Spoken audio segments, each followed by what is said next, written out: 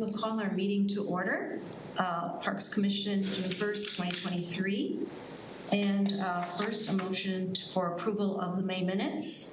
Anyone with a motion to approve? I'll make a motion. Second that motion. All right, I have one correction to, or clarification in 5B, Stoner Parade Park Master Plan approval. The actual motion was a little longer than what ended up in the minutes. It was to move to approve with caveat that the native plantings in the existing toddler play area will be expanded to ease establishment and reduce mowing maintenance. Any other additions or comments? All in favor of the minutes as amended? Aye. The minutes are approved. We have appointment of Parks Commission Chair. Scott, do you have any comments you want to? Well, maybe what I could do is I did include in your packet a little bit about, the terms of the chair. In every odd year is the year that we elect a chair.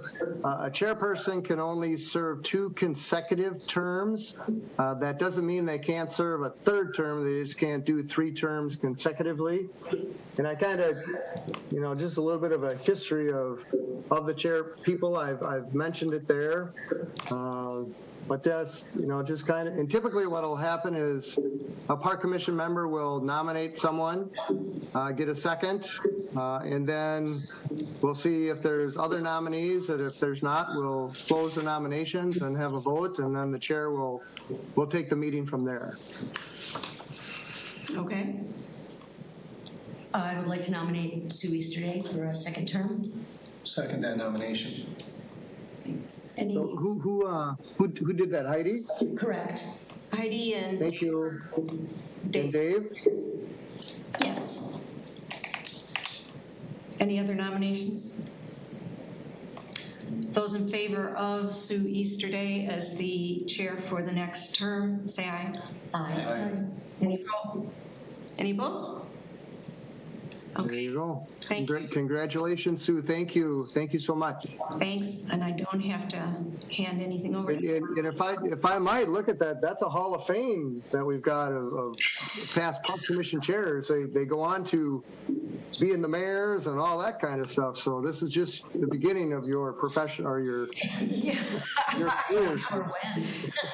Sure you don't want to withdraw now? Yeah, either that or being ridden out of town on a rail. One of the two. And everybody's got to be on the park commission before they can go to higher office. Higher office, all right. Thank you. Thank you. Thank you. Okay, so we have, for item 4, we're welcoming our new commission member, Christopher Peguero, but he was not able to attend today. So we just move on and say hello to him next month. Next, would like to talk about our meeting start time.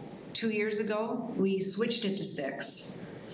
And this is a good time for anyone to comment if they want to stick with that. Is it better to go to something else for anybody? It's time to, mention if you'd rather keep it the same or change. Anybody in favor of keeping it the same? Are we all right with it? Okay, and it's not that we can't revisit it at another time if we find there's difficulties, but this is a good time to, all right. So we're just gonna leave it as is. And that was just a little informal discussion. So public appearances for non-agenda items. We have several people registered, and there was a handout I think I passed around to everyone here. And so what we do with opening our public comment is each person speaks for no more than 3 minutes, and so we have another member timing in case we get beyond the 3 minutes. And I appreciate that you've provided written comments too. So I'm just making sure. 2 people who wish to speak. Molly Scheineman. Mm-hmm. Yeah, you said it right. Usually people don't say that right. Hi, everyone. Hi. I just have something written. It's pretty short, so no worries. So my name is Molly Scheinman, legally Mary. You'll see it on there and on my emails. I'm a resident in the Hillside Heights neighborhood here in Fitchburg. I've lived here for about 2 years. I moved from Chicago. I love it. I have a 3-year-old boy at home named Charlie, and then another one on the way. I'm due early July. So I'm here to talk about a safety concern that I and other members of our neighborhood community have had about the new playground that's built in the Hillside Heights neighborhood.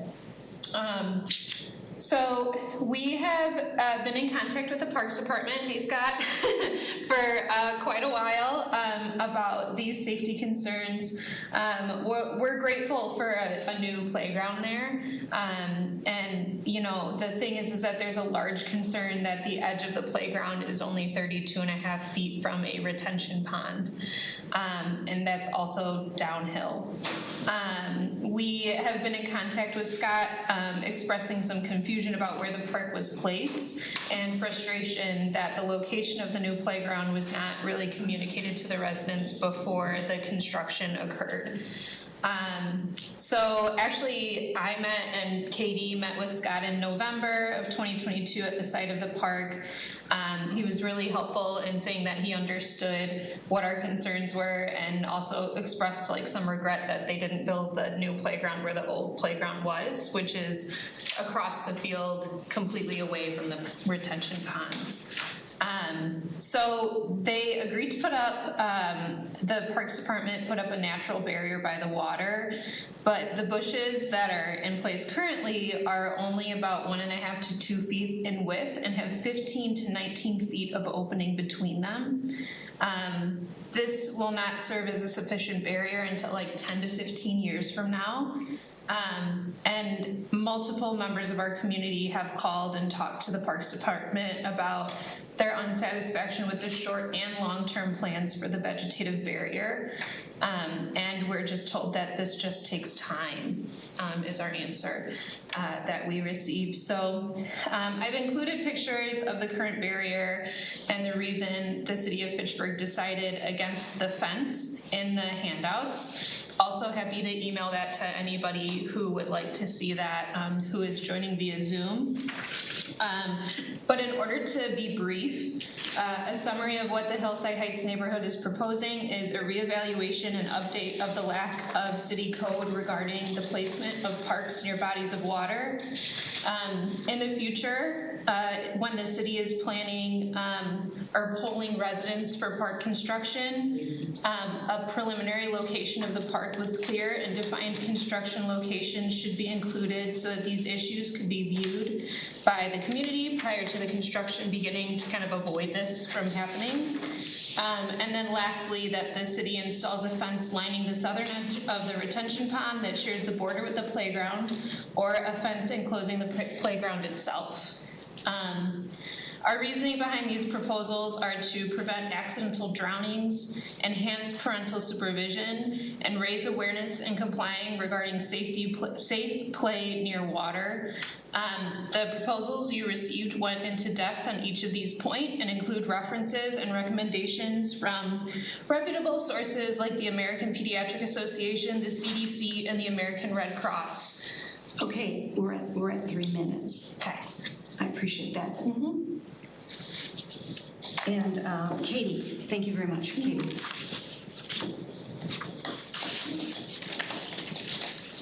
Hello, my name is Katie Parpard. I'm also a resident of Hillside Heights. I've been there a few more years than Molly. Molly covered most of what I would have said. She's an amazing human being, so thank you, Molly, for all of your work. I guess I represent a child with special needs in the neighborhood. My son will be turning 4. I'm sorry, I get emotional about it. He's on the autism spectrum. We're working very hard on safety. And I know that as a parent, I'm responsible, but honestly, his level of autism, if my mother went, if my mother-in-law went, anybody who couldn't speed run like me, my son would make it to the water. And that is concerning. So I apologize for being emotional about it. I do appreciate the park. I appreciate Scott's communication. I don't know what happened with the breakdown of transparency as the park became a real thing and we got the funding, which was wonderful. And Scott's always been responsive to other requests I've had about poison ivy or random things growing in our park because it is an older park. I was really upset with how it progressed once it was built and the bushes that were put up. I sent a strong email in response to that as a mom with a special needs son, just doing my best.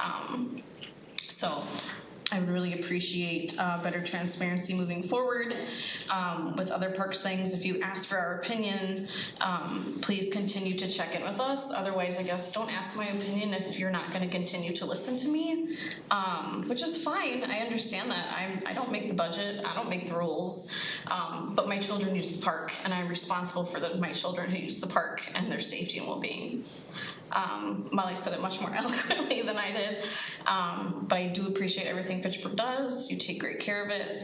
So I was just really disappointed with the outcome of our current park situation.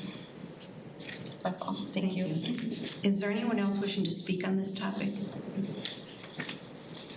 Now, the way I should have mentioned as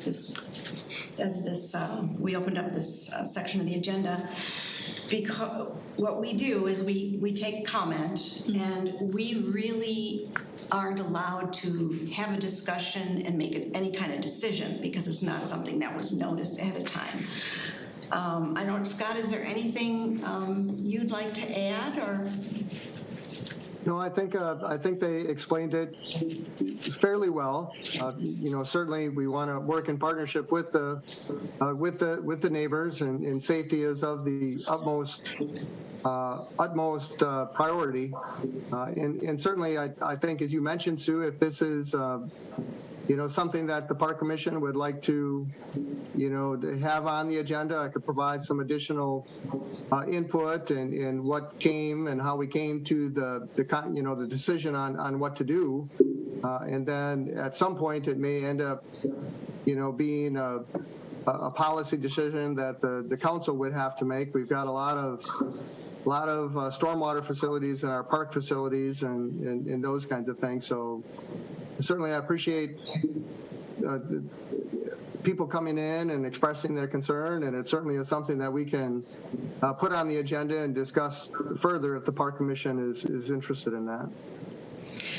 Right, and just to finish up that thought, at the end of every agenda, we talk about anything we'd like to add to the next agenda or an upcoming agenda.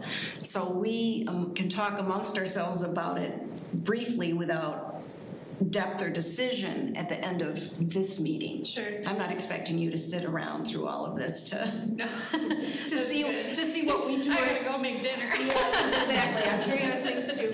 And I apologize that 3 minutes was before you had a chance to finish. There was like one paragraph where I was like, thanks guys, and Okay. that's it. So don't worry about it. All right. Yeah. Thanks for coming and thank you for the handout. Of course, yeah, thank you. Very And- well prepared. Oh yeah, if anybody, if I need to send it to someone via email, I'm happy to do that to share with the other people who have attended if they're interested. Yeah. I don't, if you would like me to do that, I can. Okay. Yes. Awesome. Well, Molly, if you send that to me, I couldn't make that part of the record as far as the minutes. That'd be good. Yeah, I'll send that to you, Scott. Thank you. You're welcome. Thank you. Okay, great. Thank you. So review and approve agenda. Motion to approve our agenda? Any second? Second. Those in favor of our agenda as written? Aye. Okay. That's passed. We'll stick with our agenda. Who moved it? I'm sorry. Who was first? Katie? Katie. Okay. Thank you. Item 8A. Thanks, ladies. Is our Terravessa Ag Park final concept, and Scott, I can. yeah, go ahead. Well, I was just thinking we should move to approve first, correct? Sounds good. I'll move to approve the final concept of the Terravessa Ag Park. This is it right here in front of us? Yeah. Okay. I'll second that motion. And Dave is seconding, so now, go ahead, Scott. And again, this is a result of a public meeting and then kind of a downsizing of the two concepts. And Rob Stein from EOR is here to kind of walk us through the final concept plan. And certainly, as Rob helped us with the Stoner Prairie Park plan, there's going to be some edits potentially, but we're hoping that we're going to gain or have a pretty good understanding of what the final concept plan is going to be. And it's really, if I could kind of ask the Park Commission to, certainly I think we could get into the details as far as what's going to be planted and those kinds of things, but if we could keep it a little bit more at the 25,000 feet level, if you would, as far as locations and land use and those kinds of things, that'd really be helpful. And certainly, with this being a community park, I'm anticipating that the council is going to want to have a say on this because it is a community one to get approval finally by the Common Council. So I think with that, I'll toss it to Rob and ask him to run through the PowerPoint, and I can certainly navigate for you, Rob. I'm thinking that this is what you're going to want to use, or you're okay. You want to? So then I'll stop my screen share, Scott. I just stopped it.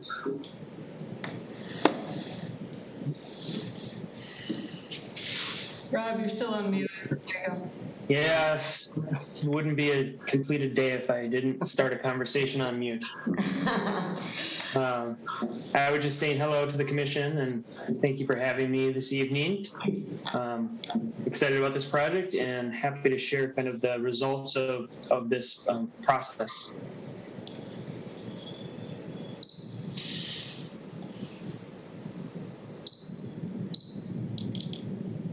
Okay, can everybody see me? Okay, just a little bit of a background here, a couple of slides. We looked at the site and as you're probably all familiar with, this is the Barrow area that was used for the development of the Terravesa neighborhood.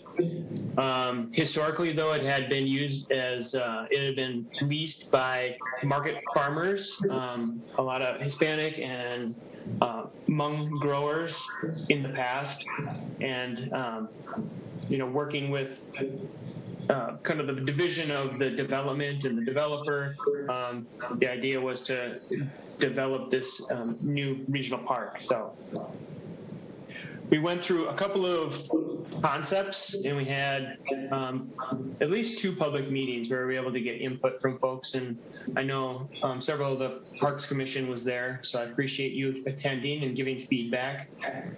These are the 2 concepts from the last public meeting. And ultimately, it was like these things often go, is a collection of items from both concepts to come up with the final master plan layout. Kind of as Scott alluded to, this is kind of the master plan view of this. This is kind of the vision for the entire build out, although we did look at kind of logical phasing and first implementation options for this. So as you're aware, we have the site just to the southeast of the Terravesa neighborhood. The high point, I wonder if I can annotate here. The high point of this site is right here, and really the best and best access, and probably the only vehicular access to the site.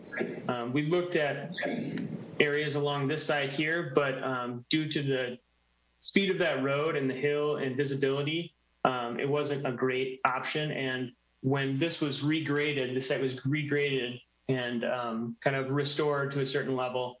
It was graded to accommodate kind of this upper area and parking area. So that's kind of identified as kind of a phase 1 beginning to this. The circulation, the the full build out and the circulation of the site gets people kind of to all the important kind of growing areas of the site. Outside of that, we wanted to make sure to add a lot of added benefits wherever possible, improve naturalized area, path circulation, connectivity, more passive growing areas and community-focused growing areas that didn't need as much dedicated attention as potential lease locations. And of the two concepts from the concept phase, there seemed to be a kind of a consensus or a desire to not necessarily build this out from border to border with growable space, but kind of provide that buffer and that edge of naturalized area that can accommodate other uses, which would increase habitat, but also kind of those passive recreational uses, walking, bird watching, things of that nature. In one of the concepts, we looked at an option to have small plot gardens up in this area that would have kind of a more direct connection to the Terra Vista neighborhood. And although it's close, in all reality, that's a fair bit of distance for a lot of the people, especially the interior of the neighborhood, to make that jaunt to do their gardening without any sort of motorized vehicles. So the other option was to create kind of this orchard savanna area that could accommodate nutting and fruiting trees that could be harvested, or that could be strictly for wildlife benefit. So it's a little more kind of lower maintenance, and I think in long term it'll be more successful than trying to implement more growing into that location. Going through the middle of the site, you can kind of see this wave of naturalized corridor. That's generally speaking the low point of the site, probably lower quality growing environment. And it's an opportunity to have more enhanced naturalized areas, maybe getting some of those wetland species, and just kind of diversifying the species range within the park itself. Let's see here. I'll go into detail on some of these, on this area here. A couple things to touch on that we talked about during the public process is, these spaces, these large spaces here, I'm showing them as like mass growing areas. In all actuality, depending on demand and need, those spaces can be divided up as needed. What this does, though, it kind of articulates kind of the final vision of what area you have for growing. And right now, policy is that I think it's 10 by 20, and Scott, you can jump in. I think that's kind of the max area you have right now, which really kind of limits the future growth of this site, because if you were to litter this with 10 by 20 plots, it would just be a massive checkerboard. So the grand vision is to accommodate larger scale growers, subsistence growers, and open the door for market growers.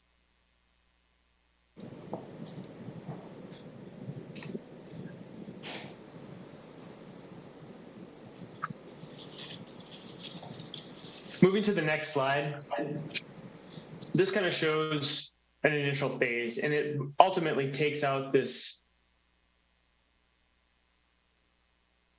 large area of future growth, and it would be kind of a temporary restoration area, which it already is kind of stabilized right now. But the idea would be to not invest in a large scale prairie enhancement area if in 5 years this is going to be tilled under.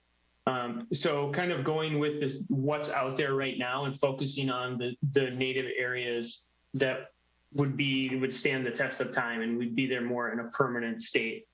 And then for the phase one, focus more on this lower area to varying degrees as well. So what this kind of just shows is how this could be just mowed with trails and paths, and as needed, these areas can be tilled. and the growing operations and capabilities can be expanded as needed.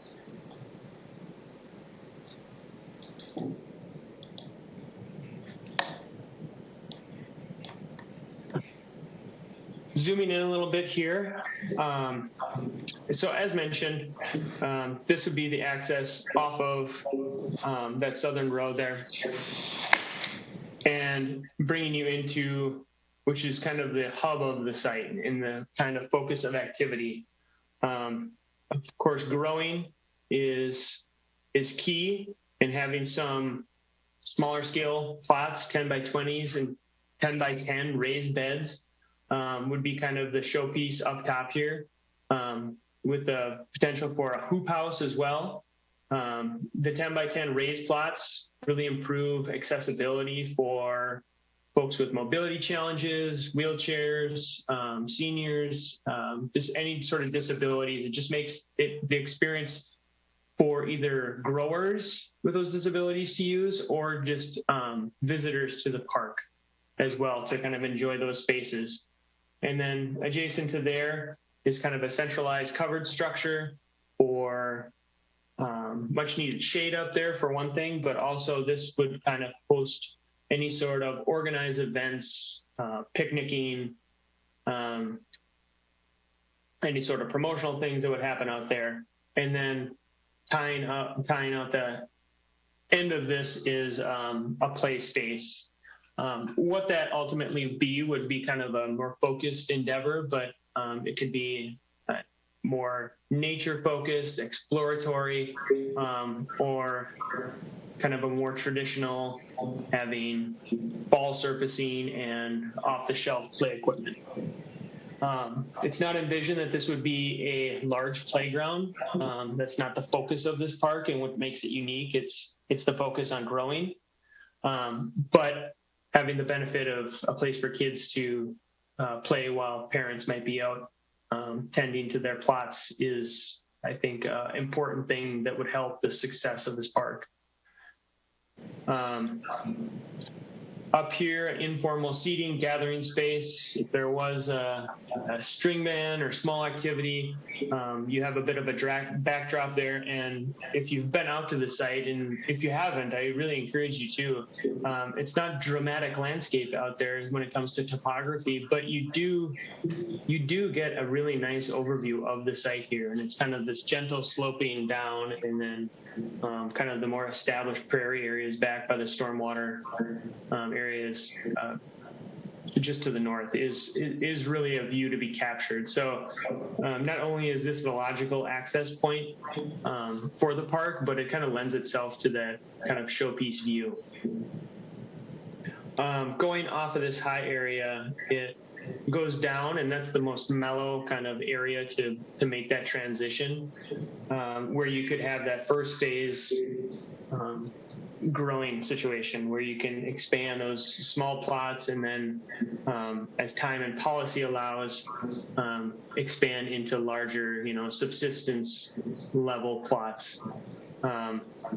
This is shown as like a overflow parking, gravel space. A V option is to just leave that as grass as well. But having flexible ability to overload parking if they're in the case of events, or for larger vehicles and trailers is something that we want to account for. So that's what that's for. And then throughout the entire master plan, but starting off here, is having remote equipment sheds that can support the growers with basic needs. Water for the site is important, and that would come off of outlot, the park space in the Terravesa neighborhood. Let me see here. If I go back here. So if you can see my cursor straight to the west of the site here, there is a park space in this area here. And there is water service that was stubbed into that location. And that would be the logical connection point to run water to this site, because there is no water off of Goodland Park Road. should a larger size be needed, a second service or a different service would probably have to be tapped into the water main running through the street there. I think right now it's a 2-inch service.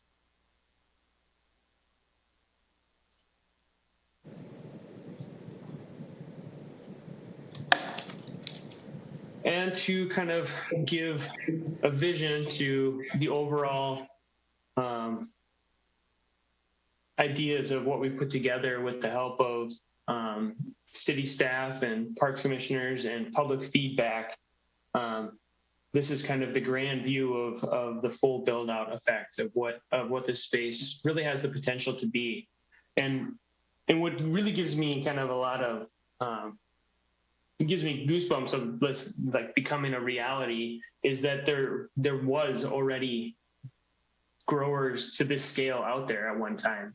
And they were market farming and, you know, providing produce for farmers markets and things like that. So I know this is kind of outside of my scope of work, but, you know, I hope that the city can come to some sort of resolution with allowing some of those growers to occupy the space and really kind of fill the refrigerators of the community with fresh produce in Fitchburg. So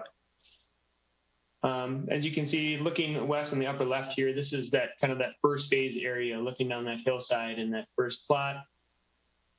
This is looking southeast, so this would be kind of nearest the Terravessa neighborhood, looking back towards that central hub access point.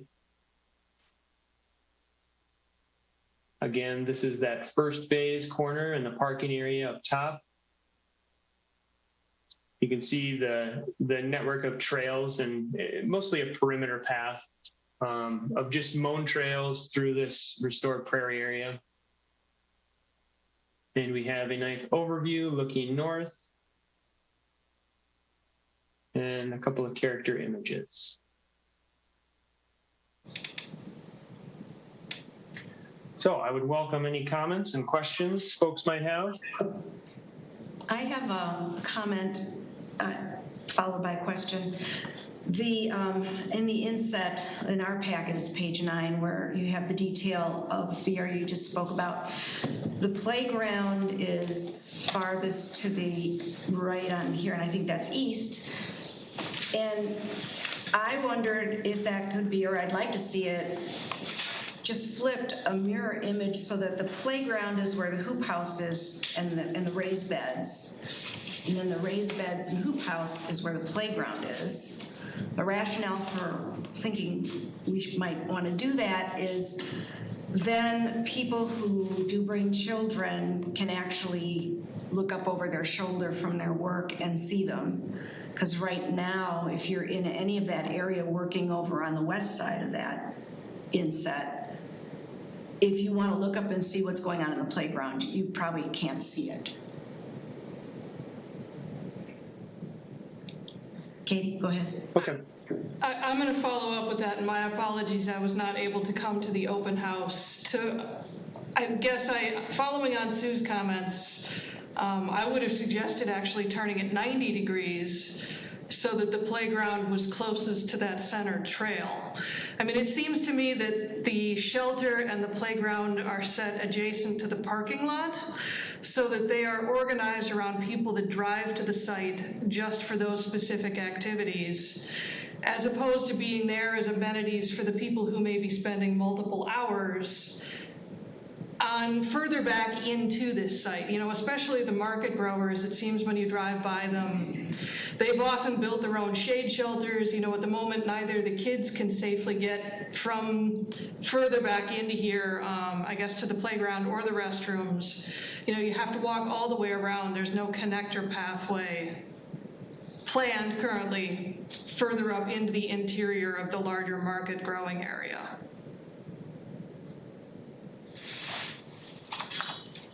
And hearing Katie explain her version, that makes more sense to me than my own comment that I just made. Turn it 90.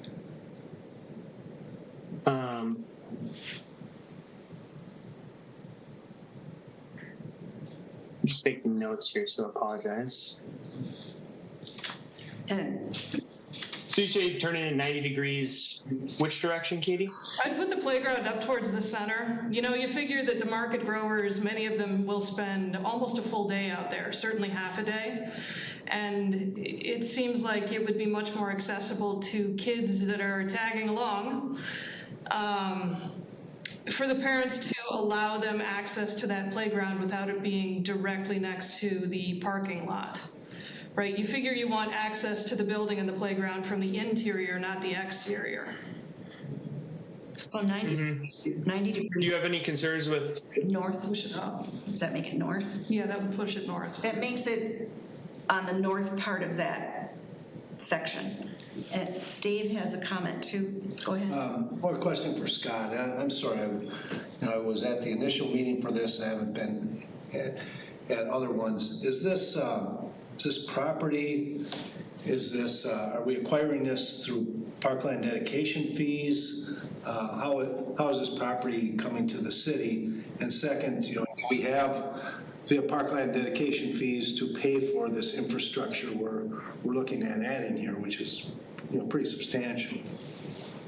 Yep, and actually this piece is part of the Terra Vesta Park Master Plan, which was way back when the Terra Vesta development came in, there was land uses, and these were identified as park spaces. So they were dedicated as part of the approval of the plat. So we're, Rob kind of alluded to the playground that's a little bit to the west. That was all part of the Terra Vesta Park plan, and then we actually go to the north and the east. There's another a park property that's up there. In regards to the budgeting, yes, we've actually have a CIP with $250,000 for phase one and $250,000 for phase two out of the park improvement dollars that we have received. It's a community park, correct? It's a community park, right?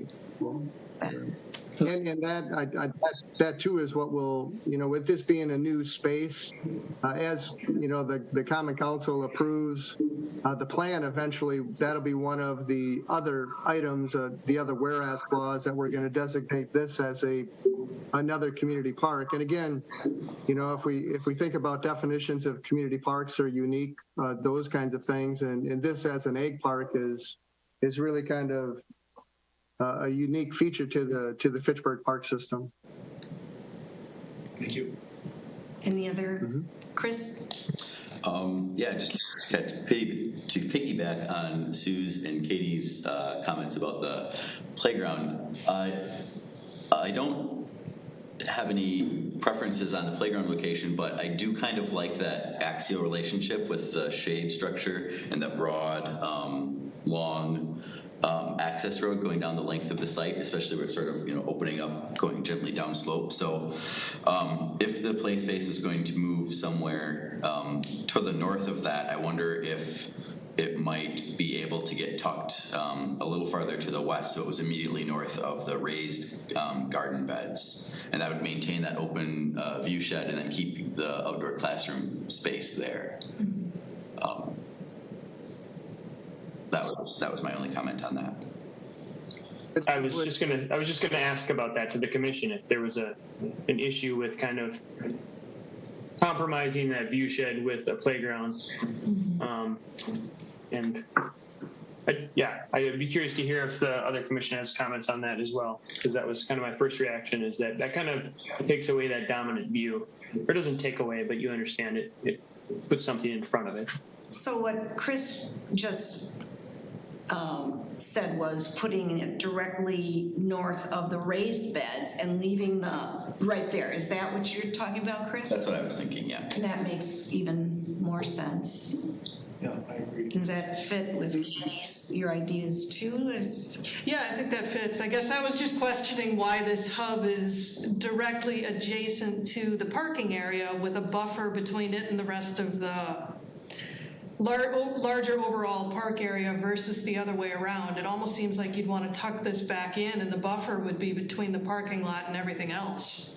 So the buffer you're talking about is that it looks like vegetation going around? Yeah, the vegetation that's to the west and to the north. right? The unmown vegetated area, I'm saying why is that separating this central node from the rest of the park? That's hillside. If you Yeah, that's the current Yeah. topography of the site. As I It would said, not I be- did not get the chance to get out there, so. Yeah. Good question though. But yeah, I don't think that would be No. high quality usable space. Well, and if I might too, I know I'm truly excited about the idea of larger plots and those kinds of things. The reality of it, I don't know. Those are policy decisions that haven't been made. If the But playground, I think. go ahead, Scott. Well, but I think the idea of the playground, moving it to where we kind of came to, I think that would work. I just wanted to make the general comment that, I appreciate that we're looking to try to do some large scale, but that may be long term or maybe not happen at all. So. Right. But the playground going there still also benefits people who use the plots that aren't the very large ones, but the ones that are just directly west on the other side of that. Yeah, I'm not right. I'm not arguing. Arguing. I just wanted to make that point that we just Right. keep in mind that, you know what I mean? Yes, absolutely. Everybody else okay with?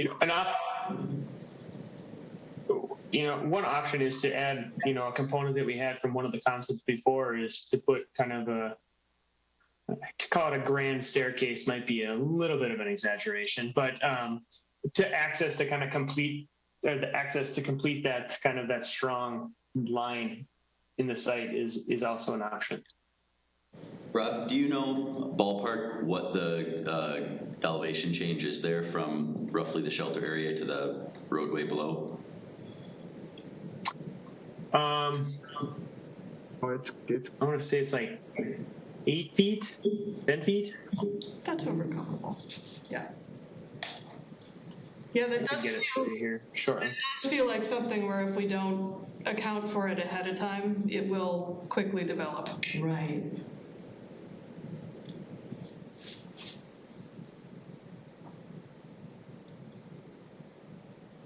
Any other remarks? Sarah? Thanks, Sue. I was just going to ask, for the playground, I do like Chris's idea of shifting it up and like Sue and Katie said, from a usability perspective. But was it placed close to the restrooms intentionally just for the children? And is that a concern of having it be further away? Or is my space off and it's not that far where it wouldn't be a concern? I don't know. It's a good question. The restroom was rather placed there because it's kind of, it has adjacency, but it's not overly close, because this would be like a screened porta potty. That's kind of, because we would not see plumbing this site anytime in the near future, because there's no sanitary sewer. So a good question, but that's kind of where it was placed, where it was. You could flip the whole thing. I feel worried about that. Yeah. Yeah. Okay. So other than that, do we have any other comments?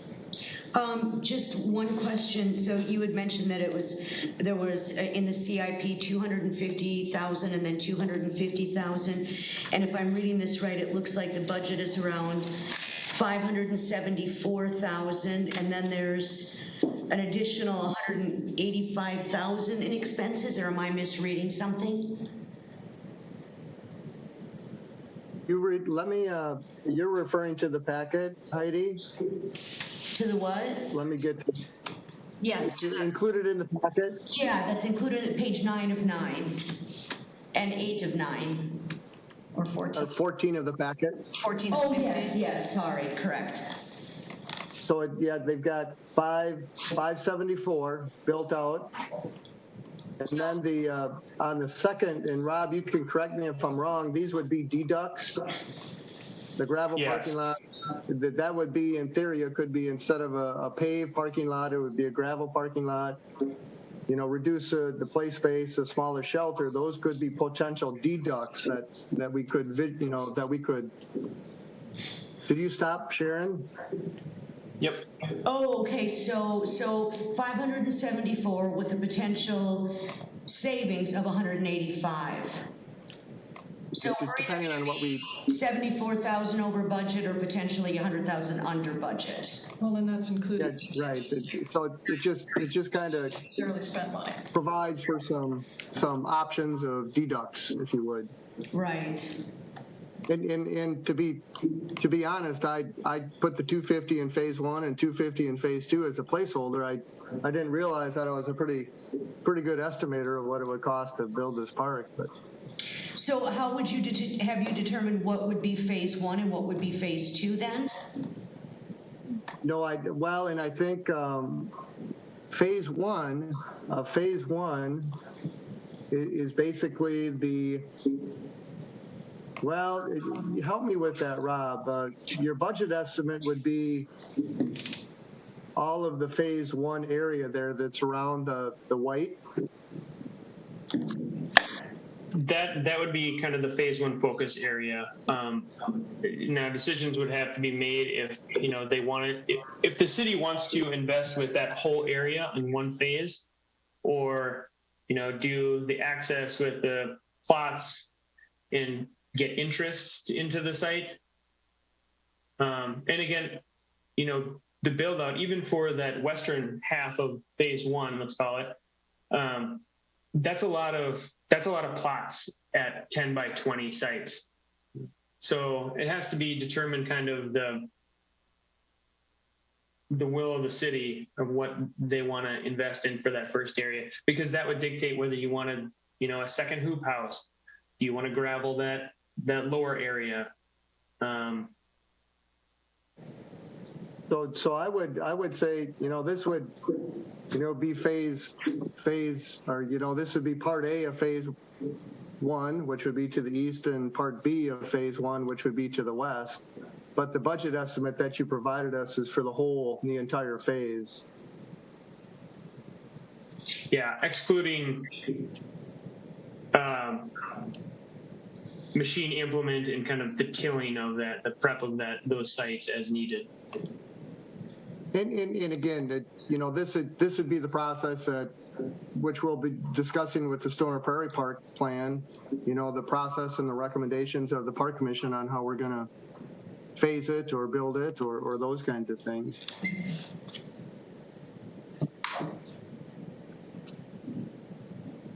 Any other comments? All right, so we had a motion to approve, and that was me. I could amend the motion to state a motion to approve this master plan for the Egg Park with the suggestions made by the Parks Commission, Right. adjusting the locations of the elements as discussed. Is that fair? Right. Yeah. That's very fair. Okay, and second. And then, I'll second. Okay. Those in favor? Aye. Any opposed? All right, that motion is passed. and what we'll do is we'll work on these edits and then bring them back. So the Park Commission will author it, and then we'll do a resolution and all that good stuff. Okay, Thanks, Rob. thank you. Thank you. Thank you. Thanks, Commission. So help me with that. So did we have a second? Katie. We had a first by Sue and a second by Dave, and then with edits, or? Yeah, the original motion was Dave, and then when I amended it, Katie seconded it.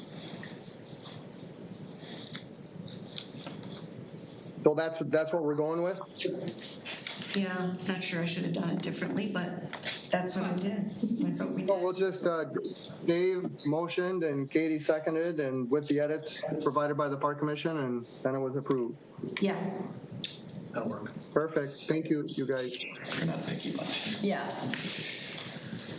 So we're on to 8B, which does have a connection to 8C. Scott, do you want to Go ahead. Give us a little bit.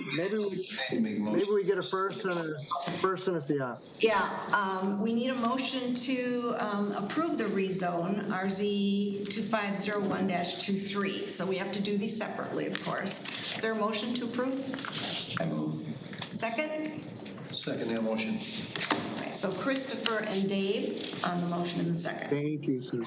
Thank you. Thank you. Here are, with us are Jonathan Stevens and Dan Day of D'Onofrio and Sarai Invest. Sarah Investment. Sarah Invest. Real estate. Okay, Yeah. Jonathan, thanks. Sorry. So Scott, is there anything you wanted to state first or? What maybe just as a prelude that as this parcel continues to go through the development process, I know the group did come before the Park Commission at one point in time, and really if I could just ask the Park Commission will focus on the park spaces and those kinds of things, and certainly any suggestions that they may have on what we could do with those park spaces, that'd be great. Okay. Yeah, as mentioned, I'm Jonathan Stevens with Sarah Investment Real Estate. So we were here in front of this board last August, as Dan reminds me. And so hopefully this looks familiar. We made a minor amendment. Now we're back just to run this by you. Really, the minor amendment includes three different things. The east-west road, Harvester Pass. So this development is over at the corner of Saline and Lacey Road, just to make sure everyone's with me. And we've got three items that we've changed now.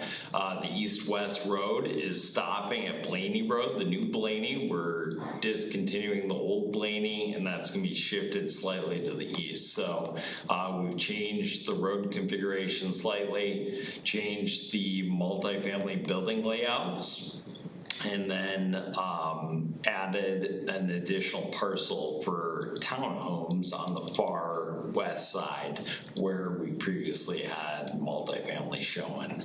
So with me today, we've got Dan Day from D'Onofrio and then Ned Hoyt, who would be the developer for the multifamily units. And with that, we just want to make sure that everyone's fine with this. We really haven't done anything other than add some additional parkland where the parcel was townhomes previously. We've resized that parcel on the far west side of the site to reflect an appropriate site or parcel lot for the townhome buildings going there now. So beyond that, Dan, you want to add anything? Sure, maybe just quickly. Dan Day from D'Onofrio's. Really, we've not changed the open spaces significantly in this proposal here whatsoever. We're just required to come back for revised preliminary plat and revised zoning to support Ned's proposal. The main reason for the change here. Ned, I don't know if maybe you want to just share just a couple minutes worth of what you're doing, but that's really exciting development that they would be involved in this and pushing this forward. Scott, can you bring up the concept plan? I think he's trying to noodle around and do that. Oh, okay. I had seen it at one Are you point. working on screen sharing, Scott? Oh, Scott, you're muted. You're muted, too. Yep, I was working on it, but I lost it now. I'm happy to talk for a couple of minutes while you try and find it. I'll tap dance. Yes. Is Scott there? Go ahead. So you all may or may not be familiar with some of the venture capital developments. We've done the Terrace Point Apartments where the old juice factory used to be on Fish Hatchery. We have a new building getting ready to open to the east of the UW Credit Union at Chalice Springs, and a further building on Index Road that is just started sort of construction. So we tend to do market rate apartment buildings that are in the 150 to 180 sort of unit sort of size. and which tend to be an upper market rental sort of product. We like to do a green roof, which is a combination of tiles and plantings and turf that is on top of concrete structure to provide parking underneath, so it provides greater amenity to our tenants, while at the same time increasing our parking. We love to have a dog run included with our units because we tend to have sort of pet-friendly buildings. And so when we looked at this opportunity, which we think is an amazing combination, right, of kind of commercial space and retail and park space and multifamily, we wanted to do 3 of the kinds of buildings that we normally do. And we spent a year kind of working with Sarah and D'Onofrio and the city staff to try and refine how that might all come together. So the screen that has just came up is showing kind of an original configuration in yellow of 7 different multifamily buildings, which was the original GIP approval. And we said, that's great, it's not quite what we do, so could we change that in order to have 3 larger buildings? And what you see now is effectively the amendment. And as Jonathan said, that freed up a section on the western side where we could have some additional townhouses at the request of the city and a small portion of additional land dedicated as park to do that. But Harvester Pass could not continue through. We couldn't actually fit 3 of the larger buildings with the continuation of Harvester Pass. But we've gone back and forth with city staff to include kind of a larger walkway pathway on the north side of the middle building that will allow kind of pedestrian and bike traffic to continue from Harvester through the site with an easement and to the public park area to the west. So again, we're just trying to see whether we can do 3 of the buildings that we have more traditionally done and we find to be very attractive to tenants, and the city has been happy with in other parts of Fitchburg, and whether we could make a minor change to what was already approved on this larger development project to enable that to happen moving forward. Just adding one thing to what Ned said, and pretty clear, I think, what he said, but Harvester Pass, we are going to have that public pedestrian walkway north of that center building from that intersection where the arrow is at now to the west, to the public area that's west of Botanical, the new Old Blaney New Botanical, right in that area. So we're still going to have that foot traffic capabilities through there, which I think is very important. Is that something that can be added to this plan? It will be a requirement of the SIP of their site as when they come in. So that's when that would be. This isn't necessarily about Ned's proposal here tonight. This is about the revised preliminary plat, but it's so integral and important that we thought we'd better use that to explain it. I believe it's conditioned under the Plan Commission's conditions to include it. I see the Plan Commission approved this May 16th. Correct. Okay. What are tuck-under townhouses? It's where the garages are underneath Okay. the main level. All right, Yeah. thank you. Did someone mention dog run? Ned did. Yes, we love to have a dog run on our buildings, so each of these is designed to have a small dog run for the use of their tenants associated with the building. Okay. So basically, the change you're proposing is just that the buildings in yellow would be multifamily, or the apartments, and then the little tuck-under townhouses, and that is as opposed to what was the previous proposal? Am I? Said 7 buildings originally, now it's 3. Now it's 3. Okay. Yep, so the road changes, and we're gonna take the site on the west where you see the yellow building on the far west side here. And Gotcha. that becomes townhomes. Yeah. Moving the density a little bit. Yeah. Sure. And there's net gain of some parkland. Correct. Yep. How much, do you know? Not much. I don't know the number off the top of my head. I was looking back and forth and couldn't tell, but that's fair enough. I mean, you're here because of the process. Yeah, and as this memo states, the park fees are obviously dealt with at the final plat time, which we're working on right now. So. Okay.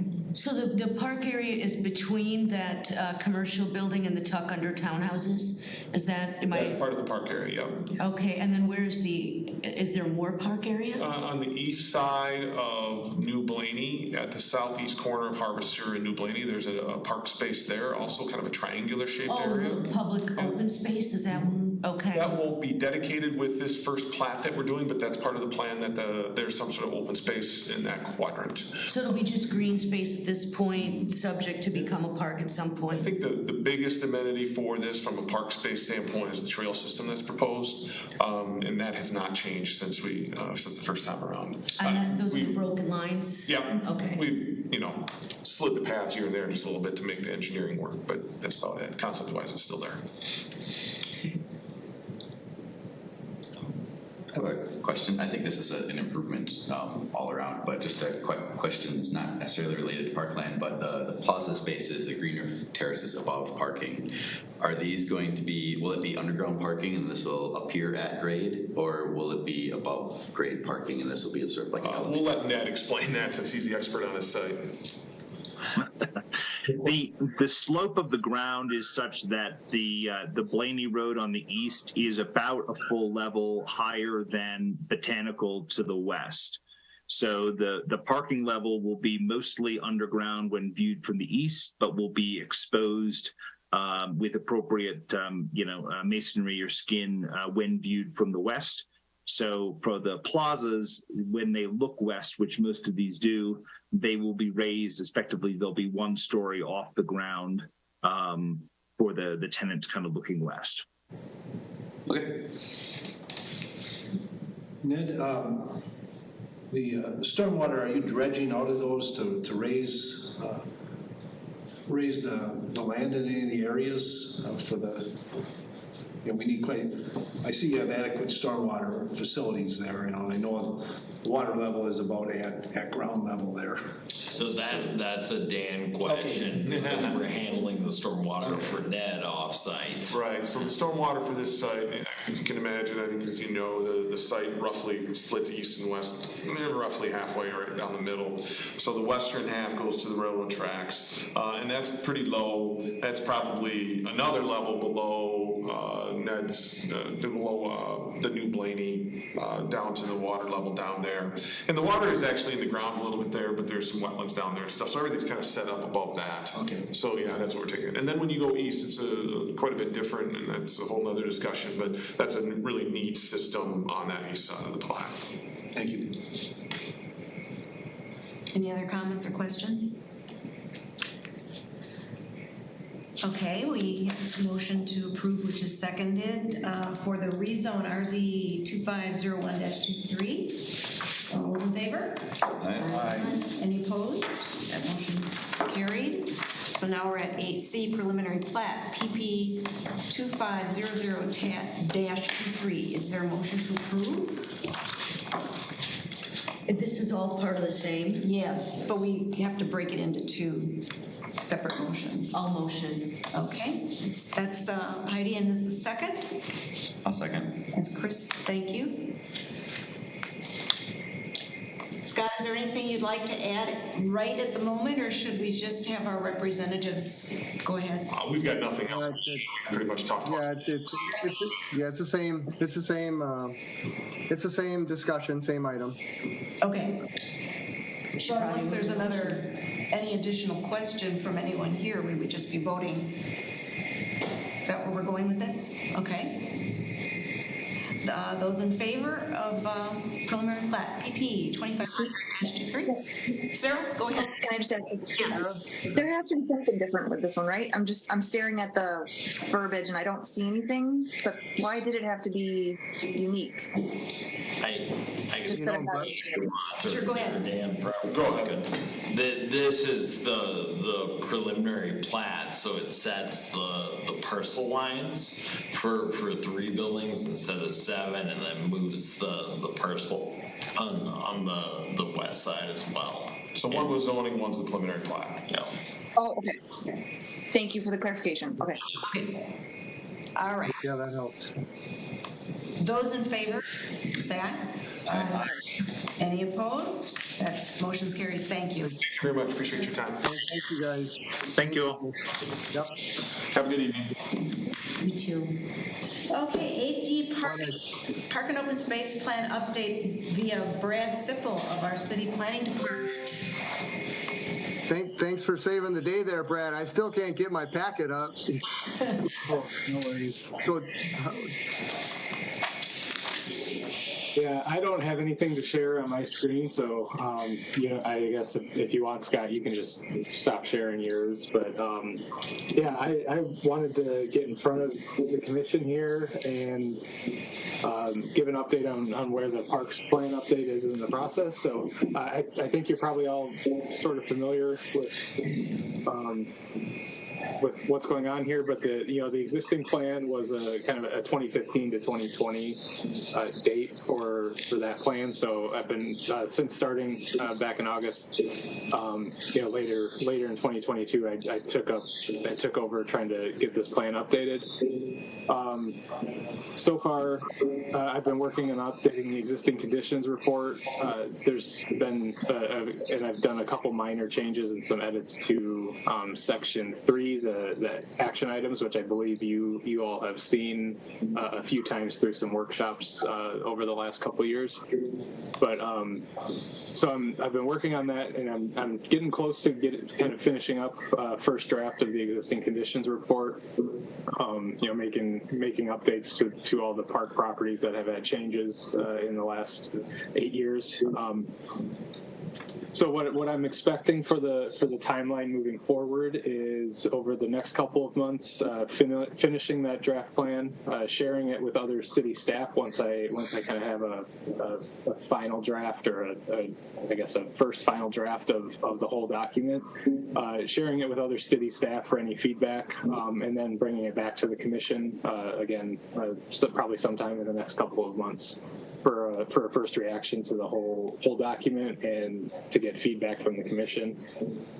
After that, we'll address any issues and finalize the plan. And if there are any other committees that the Park Commission thinks would be appropriate to get any feedback in before we refer it out for council adoption and the final approval from the Parks Plan, I'd be open to that. But I guess that's kind of the process moving forward for finishing out the plan that I would expect. And I wanted to get in front of you and see if you had any questions or comments on the process and the update. Anybody with a question or comment? Brad, the one thing I heard you mention was other committees, and in the draft itself, we added that there are parts of our work that can correspond or correlate to resource conservation committees. So I think that's tree advisory and the tree advisory committee, of course. Thank you. Is there any other, Scott, that we had in there? I think those were the two. Well, I really see it kind of as a promotional tour of the park. So Board of Public Works, CETA. I wouldn't mind going to all of them, to be honest with you, just to, if anything else, that provides an update to those different commissions and those kinds of. Certainly, there's going to be commissions that are going to have more action on the Park and Open Space Plan, but I see it as a kind of a promotion of the Park and Open Space Plan. So, yeah, all the better. So any and all. All of them. Okay. Oh yeah. Yeah. Thanks so much for being here, Brad. Yeah. Okay. Thank you. Have a good night. Thank you. Yeah, you too. Thank you. No, I apologize, and the one time I'm not there, that's when my computer and everything goes goofy.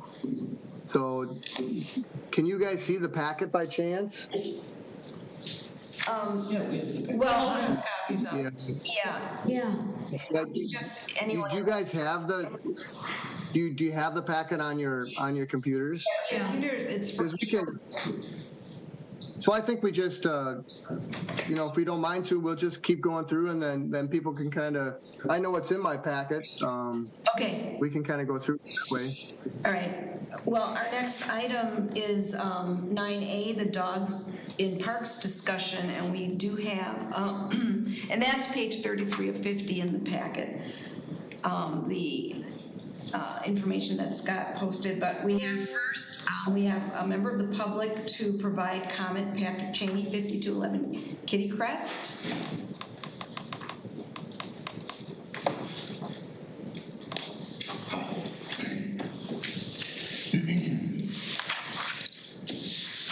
So this dog park ordinance was strengthened some years ago due to, in my opinion, rather heavy-handed overreaction to one dog fight that happened on Lacey Road. It's interesting, the ordinance at that time even mentioned a future dog park, even though we didn't have one at that time, but on speculation we would have one. But here's an interesting question for you. Does the Crescent Crossing dog exercise area count as an official city dog park to be off-leash? Now, in a short conversation with Scott, I'm picking up that maybe this agenda item here to discuss is about possibly having some parks with no dogs allowed in them. And I think that would be too restrictive and an overreaction to some perceived problem. Because parks are for people and for people with dogs. Dogs are even allowed in retail stores, not just Mom's Pet Food, but even Home Depot and others. And to say no dogs in some parks just makes criminals out of dog owners. And people just ignore rules that they feel are unreasonable or unfair anyway. The ordinance covers dogs enough as it is. Now, just in case this discussion might be going to somewhere to suggest a change to the council, I read this over and I see a flaw in there, an omission that seems too restrictive, because the off-leash in dog parks is for the dog park, which didn't exist then, or the owner's property is the only place where it's okay. But I read it over and I'm wondering, what about other private properties with their permission? In other words, by taking a dog to someone else's property with their permission, and I didn't see any allowance in here for that. And I thought it was in here, but I don't see it. So if my neighbor's dog comes over into my yard and it's okay with me because I'm a friendly neighbor, that's not allowed in here, the way I read it. Or what if somebody takes their dog over to a friend's property with their okay for a visit or for a dog play date? They'd have to stay on leash because this doesn't allow off leash on any other property except for the owners. So I feel those are some things that do need to be reviewed. Thank you very much, Andrew. Okay, so we've closed our public comment. Thank you, Patrick. And this, go ahead, Scott. Do you have any additional comments? Well, in what I tried to provide, certainly it was at the request of Sarah. I provided what the current ordinance is. I do recall a while back they did make it a little bit tighter. Originally it was, or prior it was, or under voice command.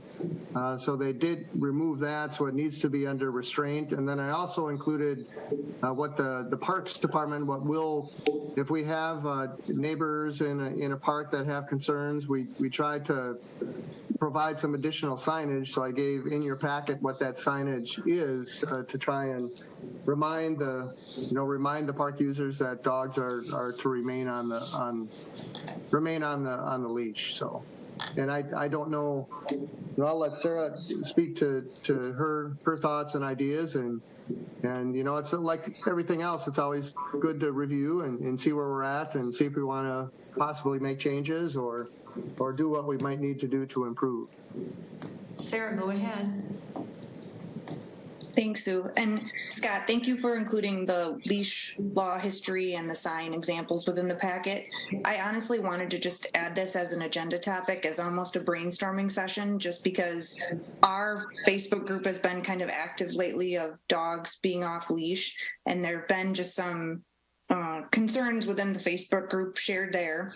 And then just personally, it's something that I have kind of witnessed as an uptick, where I do think that dogs off leash, if it is just, I think potentially people adopted some dogs, maybe there's people new in the neighborhood are not as familiar with the laws that we have in place, but that I do think that it is a safety concern to residents, to other dogs, and to just the wildlife and on the overall that live in our parks.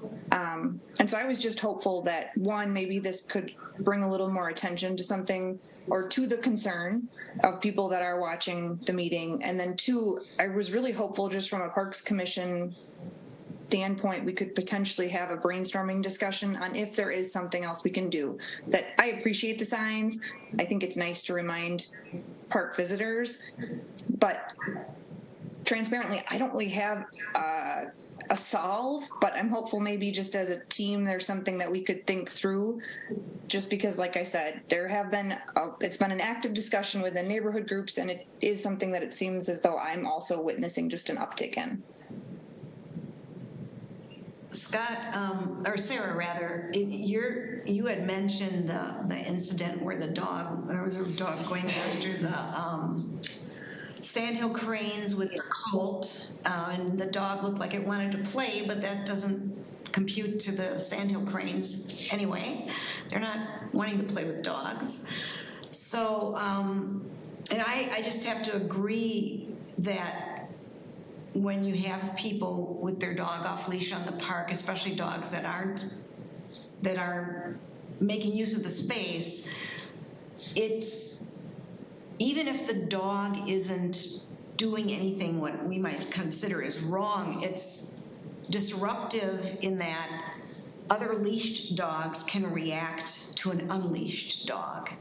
And then everyone who's being good and walking their dog on a leash is now struggling to control their dog because they're freaked out because there's a dog running without a leash. So I don't know the answers either. And the incident that you saw was Swan Creek Park? Was that where it is? The Facebook group was Swan Creek. The Sandhill Colt interaction was at Quarry Hill. Yeah. Scott, I don't know that those are sort of larger parks, correct, compared to some of the other little neighborhood parks?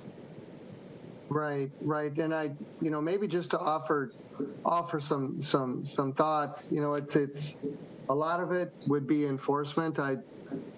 It's maybe, and like I say, there's parks that I hear more from than others. So the idea of maybe we create some kind of a criteria to objectively evaluate, what's nice now is we do have the dog park, so it does provide us some leverage to say, we do have an off-leash dog park, and at some point you just prohibit dogs from some parks. I think that potentially could be an option. And I think certainly to do that community-wide, that would be a push. But certainly if there's a neighborhood who they have their neighborhood park or whatever it might be, and it's really kind of the request of the neighborhood, I think that could, objectively and could might be a strategy to try to deal with it. But at the end of the day, it's really, you know, it's going to be enforcement. It's going to have to be a couple citations, and that's just going to just, you know, the signs are nice and all of that, but I just don't know how effective they are. You know, certainly they might, as you mentioned today, Sue, decrease it, those kinds of things. But you know, the idea of no dogs in the park, that's pretty solid. You know, and if that's a neighborhood decision, and I would think typically the dog users from that neighborhood, you know, if someone from outside the neighborhood is coming there, they just as well go to the Sunnyside Park and do that. So, you know, that might be something I would offer as a way to try and work through it for the neighbors. That's for sure. Yeah. I would hope that would never have to come to that, personally, just because, you know, we've paved paths to encourage people to walk, and maybe 50% or more of the people walking have their dog with them. And, you know, here we're dealing with the problems of a couple bad actors, and it's just like in elementary school. They ruin it for everybody. It's the old 80-20 rule. Hence is the issue. Right. You've got one that won't pick up the debris, and yeah, you know, so it's right. But on the other side too, Sue, there are options. There's other community parks and things like that, so that it's not like there isn't an option for that resident, if you would. What about if we ask the opinion of the police department? I mean, I know that when they look at the ordinance, they say, well, this is the ordinance, this is what we do, but they might have some other more subtle suggestions, because on the one hand, and my husband's gone through this with people in Wildwood and Wildwood South. Our dog's on a leash, someone else's is not, and he's not shy. He will say to them, your dog must be leashed, and some of them go, oh, I'm sorry, I didn't know that, and then the other ones say something else. So something, what could that be? So I don't know that every, 4.5 foot tall woman's going to want to say the same thing to a dog owner that my husband is fine with saying either. So maybe we can just ask the police department for their suggestions as steps to take before we call them. Because the problem with calling the police is that they're doing a lot of other things. They're spread out around a large geographic area, and by the time they get here, the person could be already back home and in their jammies. And let's face it, I mean, they don't have time. They don't have time to do other stop things. The robberies and the shootings, and all of that are happening. Unfortunately, it just comes down to responsible dog ownership, and it's that 80-20 rule. 80% of the people are going to be responsible dog owners. Yeah. The other 20% are not. And, in a perfect world, yes, there would be a remedy where you could get those 20% in line. I don't know what that is, Well, the other question I have is let's say I know where the person lives who is doing this. And it's not just that they're walking a dog that's quietly going along and there happens to not be a leash. I mean, we're talking about disruptive dogs, right, is what gets everyone's attention. If I know who that is, then my question to the police department is, can I just tell you this information? What would you do with that? Would you go and talk to them? That type of a question. They've done that. They've done that before, Sue. They've done that before. If we can provide them with information, they're more than willing to go and talk to them. All right. Yeah, they've done that before. That's no problems with that. It's just a case of who is it, where they live, all these kinds of things. Yeah. All right, Sarah. Your thoughts about all of my remarks, or? No, I appreciate everyone's time. And like I said, I do think that we have park experts, we have people from other cities that I did think it would at least be valuable to have a discussion and if anything, try to bring more light to it, just as it is something that I am hearing is a concern that I appreciate everybody's time and just that, it was helpful, or it was helpful. Thank you for putting it on the agenda. That no action, but appreciate everyone's insight. Another thought, and again, it's sometimes it's preaching to the choir, but a letter to the editor that comes from the Parks Department, if there's one that would actually be published in the paper that arrives in everybody's home, there might be one, or I'm not sure that that changes behavior, but if we're able to do it, we might reach a couple people.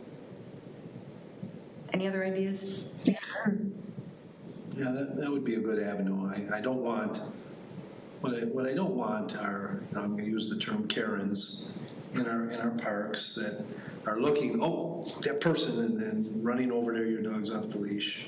Right. And like, if you're in the dog isn't bothering you, move along, citizen. Enjoy the park. That I don't want to encourage people to be calling the police, trying to get people in trouble. Enjoy the parks. If someone's irresponsible, you're runs over and he's biting at your dog, obviously you can report that, but that's pretty rare.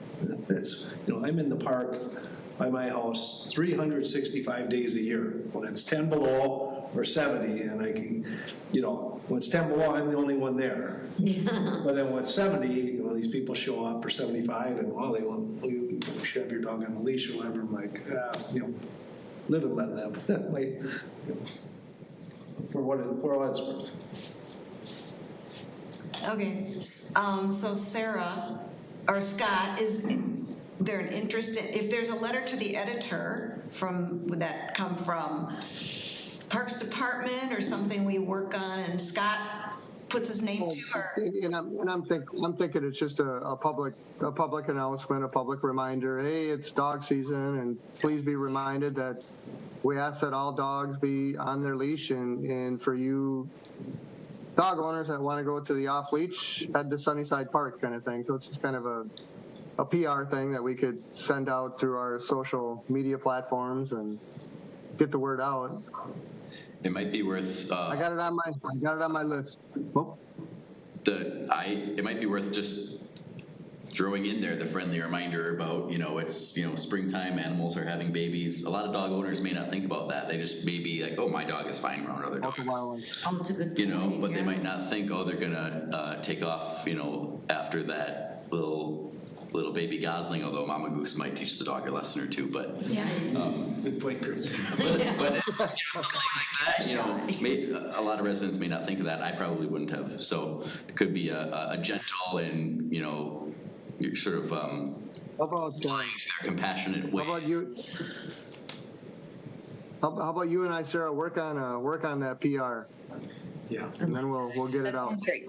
Yeah. Thank you for your time. Yeah. All right. Problem solved. Yep, thank you. The world is a better place. All right, so 9B is our Stoner Prairie Park Plan implementation. Scott, go ahead. That. Yep, and what I wanted to do is to kind of keep the Park Commission up to speed with what's going on with the Stoner Prairie Park Plan. I did include in my staff comments, I'm thinking that we're going to have $655,000 through park improvement fees and things to implement this plan.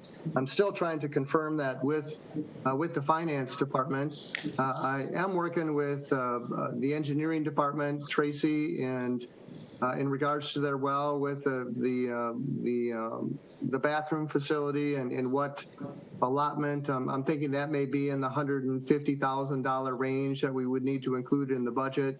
And also too, we're going to need someone to help us with the engineering plans, put together the construction documents, bid it, and all of those kinds of things. But certainly, just like all of the other ones, it seems to look like we might be able to do the whole project, but we may need to phase it here and there depending on budget and those kinds of things. So, just wanted to kind of keep it in the forefront and let you know where we're at, and certainly more to come once I confirm the amount and then the Park Commission can kind of decide what they might want to do, phase it, that kind of thing. So it's really just kind of a update for everybody. Unless there's certainly, if there's questions, realistically, I would really love to be able to, plant the prairie this fall. That might be a little bit of a push, but I'd love to try and see if we couldn't get something started this year and done next year. But Any other questions? Maybe a push. But Katie, questions, comments? Just a smile. Okay. Come on, you'll give me a proposal. I can tell. No, just good luck with that time schedule. We'll find out who's willing to get it done and who's not willing to get it done. All right. No. Okay, so I understand. Okay, 10 is our communications, and the teen center update is first.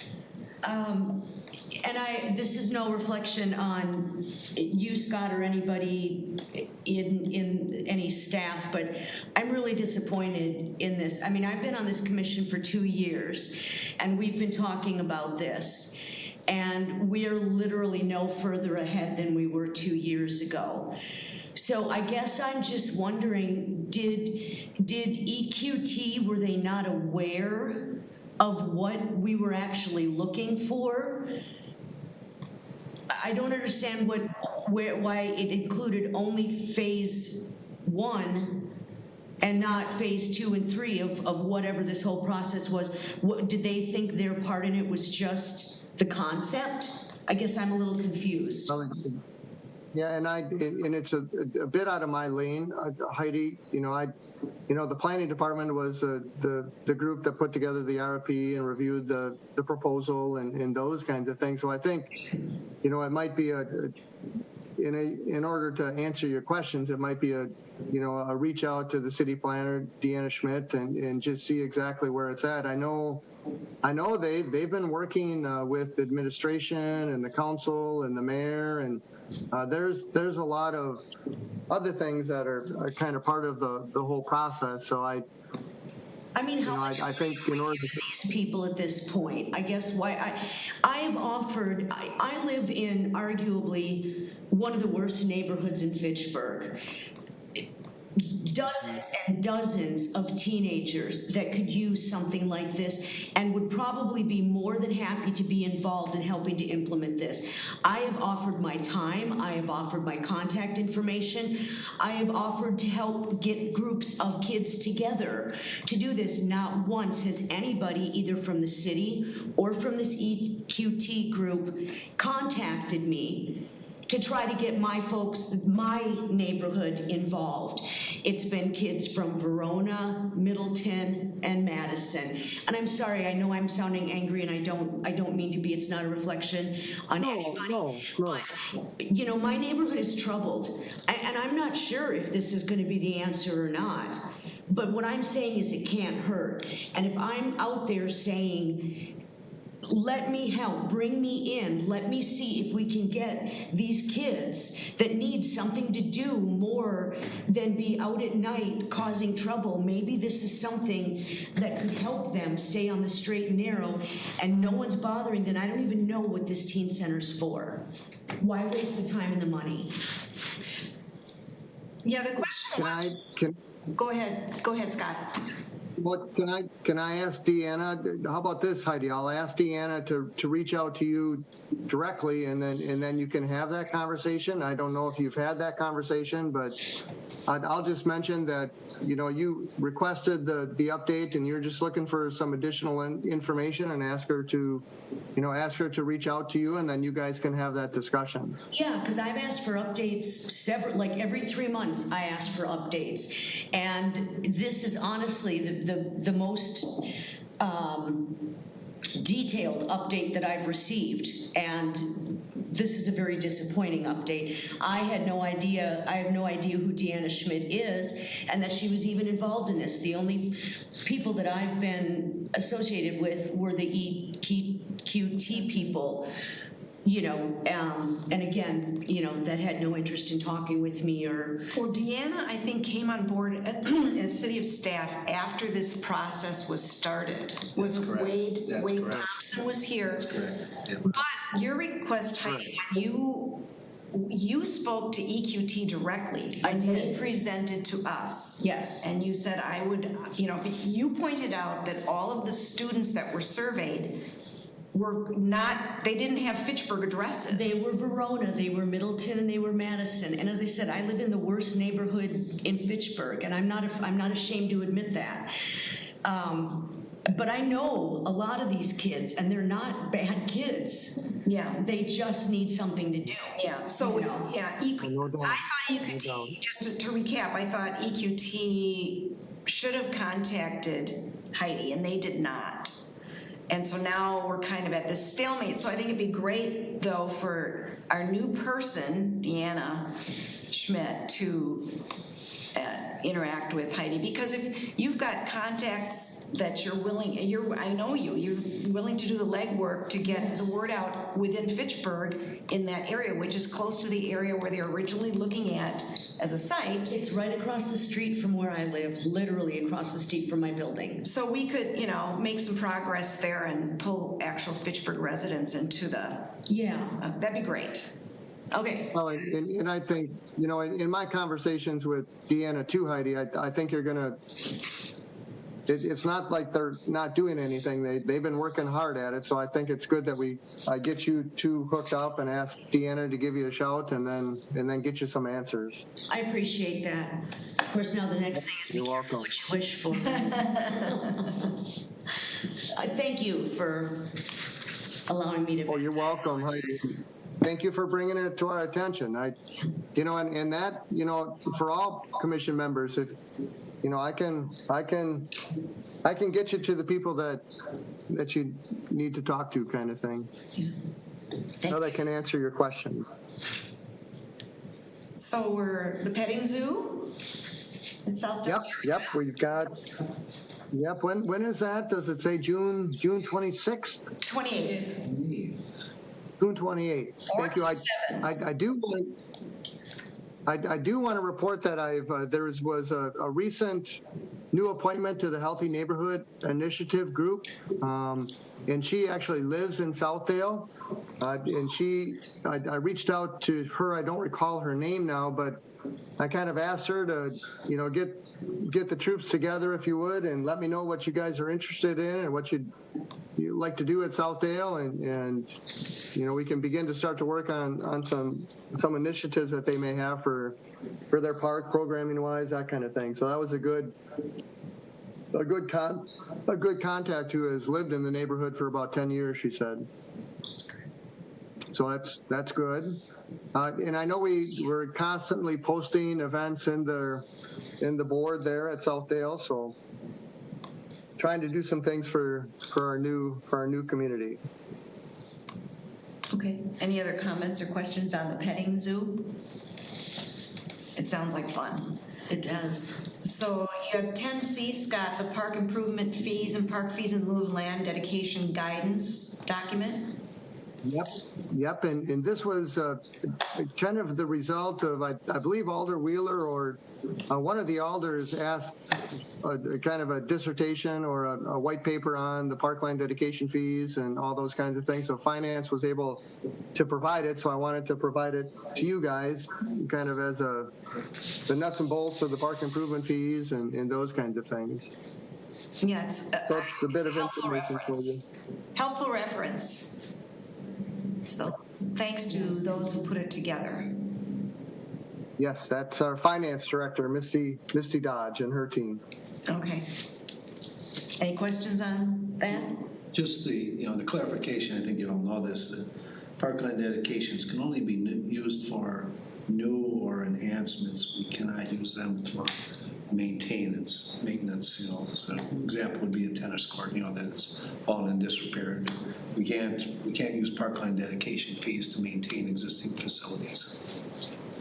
Well, that's a good point, because I don't think a lot of, I know initially I didn't realize it, and so when these parks are dedicated and they're put together, that's something we need to make sure we're considering down the line is what is it going to cost to maintain it once it's built? And that's why I always ask that question. So I don't mean to sound like a tightwad, but it's always like, okay, we got to think about how much is this going to cost 10 years from now, because it's our problem then. Yeah. Well, that's one of we created the CIP 6259, if you can recall that, about 3 or 4 years ago, where these parks were developed 25 years ago, and now the playgrounds need to be replaced and all of those kinds of things. So we did create a CIP that we do have dollars allocated in there to redo the basketball courts or redo the playgrounds and those kinds of things. So we've tried to, but that's, the bigger dilemma is we've got all this parkland, and we've got park improvement fees and dollars and those kinds of things. And we've got new residents that are looking for their parks and it's kind of, I guess I feel like we've got to develop them, but then there's that maintenance component of it that doesn't seem to catch up or keep pace, if you would.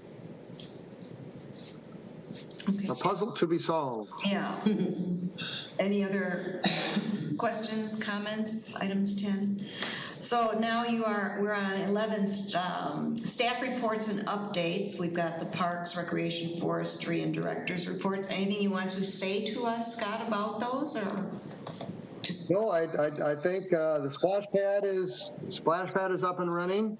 I know there was kind of as a prelude the idea of I'm thinking to put $2,000 additionally in the operating budget so that we can have the splash pad open Memorial Day weekend through Labor Day weekend. We currently don't include those 2 weekends, but in order to include them, we need to have additional dollars for the full-time staff that would need to be working on the weekend. So I think we'll include that in the operating budget for 2024. But boy, we've, a couple new shade structures at the splash pad on the east end. The inclusive playground has got a new a shade structure with a little bit of a patio. We've ordered a couple benches for underneath that. Festa Italias is coming weekend. Things are the McKee Farms Park tennis court. Fred is working on the kind of the red line, so we're looking to get that bid soon for the improvements of McKee Farms tennis courts. But drinking fountains and a lot of we got the drinking fountain installed at Sunnyside Park, Patrick, which was the first drinking fountain that we turned on within the park system this year. So, or maybe the second. So that's a good thing. That's good news. No, just a lot of things, cooking. So, which is good. My hip feels better. No more pain. All right. Which is fantastic. So, I apologize for the technical difficulties, but. Well, I think everybody adjusted fantastically. We made it work. I appreciate it. So I don't know if this is part of the draft minutes from the Tree Advisory Council. Is this still in these reports and updates? Yep. I think I include the draft minutes as part of the forestry report, right? Yeah. So, and I know we can't discuss this because it's not part of the agenda, but maybe it's something we put on a future agenda item. There's just a couple things I'm reading here in their ordinance update, changing the size of the tree from 6 to 80. DBH, yep. Yeah, to 18 inches, and then dropping the requirement of a certified arborist. I mean, and those are just 2 things I read quickly. I'm wondering if maybe on our next meeting, we could, before any of these things are like put into stone, we could have somebody, whether it's staff or whether it's the Tree Advisory Committee, come and talk to us. Well, and actually, Heidi, this ordinance, the staff has been working on the amendment to this ordinance through the Tree Advisory Committee. That's going to be drafted and referred out. So I think in July, actually, the tree preservation ordinance will be coming to the Park Commission. So have an opportunity to weigh in on the update of the ordinance. But will we have the ability to make amendments to it? You certainly. Oh, okay. The park commission can make recommendations, and then that'll go along with the referral to the common council, and then they'll consider those amendments as they make their final decision. Absolutely. That's kind of your guys' role, right? Along with the tree advisory committee, and everybody will have a chance to offer amendments or suggestions. Okay. So it's in the works. So likely July, next month. Okay, so item 12 then, if we can move along, is the future agenda items. So I'll ask that we add the Hillside Heights Park neighbor concerns. Is there anything else? We'll do that. Anybody else have an idea or something? Well, definitely, here's a question. If for any reason it turns out that we're not scheduled to talk about the tree ordinance in July via the referral, I would like it still to be on our agenda regardless. Agreed. Yeah. I can almost guarantee it'll be there as a referral, but we can still put it on. Okay. We'll just hedge our bets. Yeah. Well, no, we'll one way or the other, we'll bring it on. I'll put it on there. Okay. Scott, I don't know if it needs to be an agenda item. Maybe it could be, but an update on the path in McGaw Park. I know there was going to be some conversation with neighboring property owners about buffering the pathway from their property, as well as adding some signage. Those are some concerns that they brought up when residents came to the Parks Commission. Could we get an update on for McGaw Park? Yeah. That was the neighbors that said the trail went sort of a blind trail that went towards their property, and that was the only thing it did. That one. There's that one, and then where we removed the trees, I think you were in conversation with the property owner there whose property bordered the trees that were removed. We were going to look at putting something in there to fill that gap and keep walkers off of their property, be it logs or plantings or something. Yeah, I can provide, I haven't, I was going to, I can provide an update. I'll go out and take some pictures, maybe a video of what we currently have there. But we have the new path, and we use the logs to kind of deter people from going to the neighboring property and signage. Yeah, I can, and I may do that before we get together in July. I'll go out and just kind of update if that's okay, Chris. But yeah, if you could just send us an email update or something. Sure, I can do that. Go ahead, Dave. Sue and Scott, could we get an update, like what's going on in the Dolly Woods? Some of the neighbors are working, cutting the brush, and what are, I think we got great potential there to improve, a choked off property, and I'd like just the board to hear about it, what's going on there. Neighbors people who live there are spearheading it, and maybe if Sam DiMaggio wanted to come, and he's been kind of spearheading it, but what we might have for a vision for that choked off property. Sure. I can do that.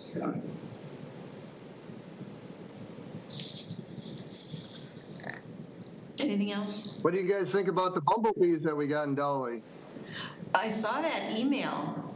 The rusty patched. Did you catch that? Bumblebee, which is endangered, was spotted in Dolly.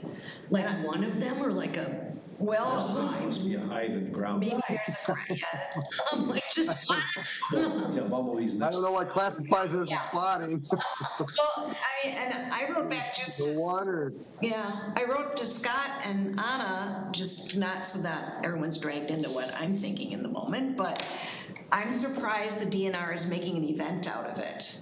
because I'm in a, Oh, I think it's a big thing. well, a lot of times they don't want anybody trampling all over the spots where this endangered. Sure. Last year, What they look like? Yeah, they look like just your normal bumblebee, but they've got the rusty patched bumblebee. yeah. The last year, I use an app called iNaturalist, and I upload mostly to. It helps you identify many things, and I use it for plant identification, and then it keeps all of your observations for your own, and then they're out there for anyone else who uses the app. Well, I happened to see in Stoner Prairie Park, there was a marker for the rusty patch bumblebee. And I wrote to the person who claimed they saw it there, because I did not believe it. And she said that on iNaturalist, they purposely put a false location because they do not want everybody to know where they are. Right. So this is just the opposite approach by the DNR. I mean, it's great to educate people and celebrate as long as they keep their size 9s off the beehives. I'm just a messenger. I don't know. I'm the in between. I mean, I'll be there, but I'll stay on the blacktop. All right. So then our announcements for the next 2 meetings, July 6th and August 3rd, 6 p.m. Motion to adjourn? I'll motion. Heidi's motion to adjourn, a second? Second. Chris is second. Those in favor? Aye. Okay, we are adjourned at 7:50 p.m. What time you got? What time you got, PC? You can still be a participant here. No, he's saying no.